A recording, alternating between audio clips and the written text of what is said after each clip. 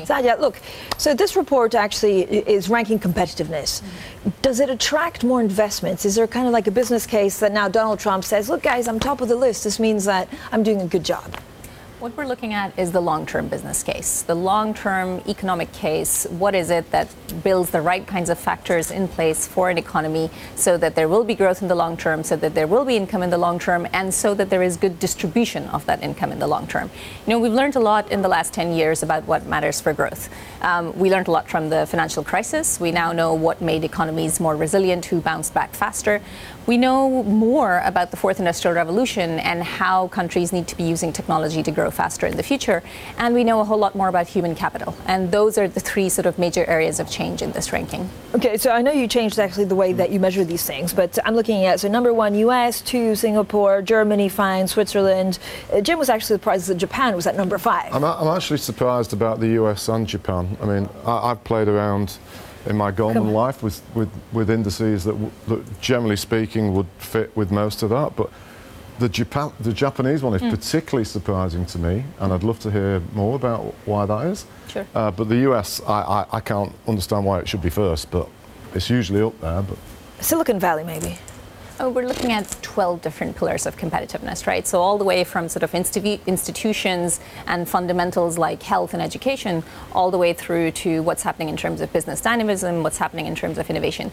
The US actually does incredibly well, and so does Japan. You know, a lot of basics are in place. I would have thought on education in particular, the US would be much weaker than most of the others. So actually that is where they're the signs of weakness, right? So 100 would be perfect scores in terms of competitiveness. The US comes in at about 85. The Japan is just a little bit lower.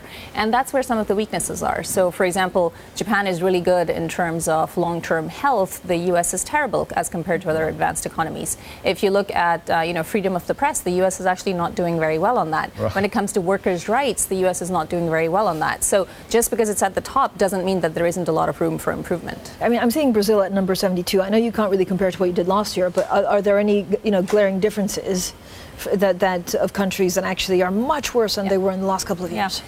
I mean, when we're taking this broader base to looking at competitiveness and integrating factors like how technology is being integrated, not just in terms of the physical infrastructure of ICTs, but also do populations have the right kind of digital skills? Are businesses able to take great ideas all the way through to actually developing them into commercial products? When you look at these kinds of factors, how flat are the hierarchies of businesses? Are businesses integrating disruptive ideas?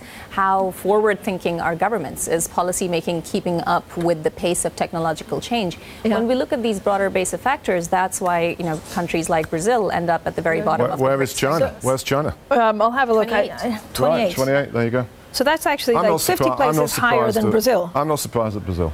On the indices I look at, same sort of things.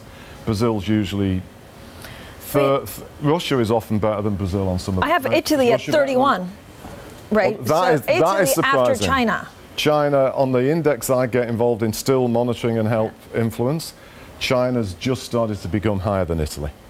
So but yeah, you probably weight different factors somewhat. I suspect this thing about creativity in business is probably something new to your index. I think it's some of the softer factors around innovation, some of the softer factors around human capital. Yeah. Looking at, a lot of people would say these sort of traditionally softer factors are actually the new hard factors because that's how we need Silicon to be Valley, right? So not sure why Italy would do particularly well on that, mind you. Some of the banks, your history, of course, other than my history, but I've been abroad for many years. Jim, why are you surprised about Japan? Well, because Japan has struggled for 30 years with an inability to reform its domestic services sector. And because of everything else that has happened, it doesn't have the edge in some parts of international competitiveness that it once had, not least because of the colossal rise of the yen for 30 years. So when you invested, what Japan really needs to do is sort out its domestic services sector. Otherwise, it will never grow because its demographics are dreadful.